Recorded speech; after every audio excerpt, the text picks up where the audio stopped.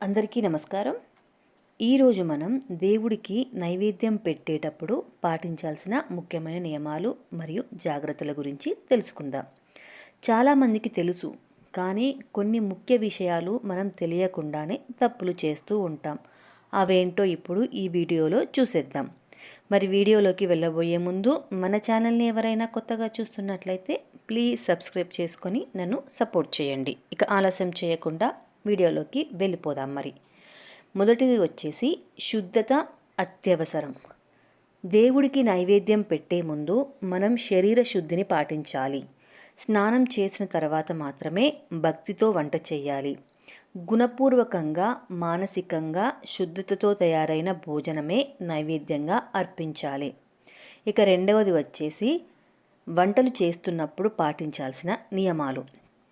ఉప్పు లేకుండా కొన్ని సందర్భాలలో నైవేద్యం తయారు చేస్తారు, ముఖ్యంగా శ్రావణ మాసంలో. వంట చేస్తూ మనం మోకాల మీద కూర్చొని చేయడము ఉత్తమం. పిండితో తాకకుండా చేతులను శుభ్రంగా ఉంచాలి. ఉడకబెట్టే పానీయాలు అనగా పాలుకీట, పాయసం, అన్నం శుద్ధంగా తయారు చేయాలి. ఇక నైవేద్యం దేవుడికి ఎలా అర్పించాలి?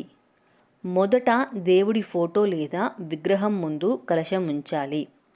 నైవేద్యాన్ని చిన్న ప్లేట్ లేదా వడిగిన పాత్రలో పెట్టాలి, లేదా వెండి గిన్నెలో కానీ, ఇత్తడి గిన్నెలో కానీ, లేదా మట్టి కుండలో కానీ పెట్టాలి.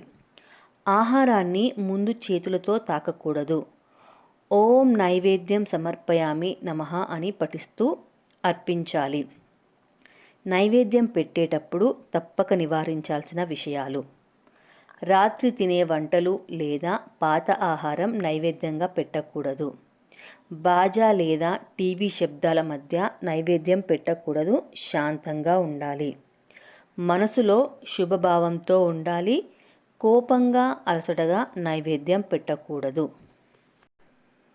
నైవేద్యం అనేది భక్తితో శుభ్రమైన పాత్రలో దేవుడికి ఇష్టమైన వాటిని సమర్పించాలి.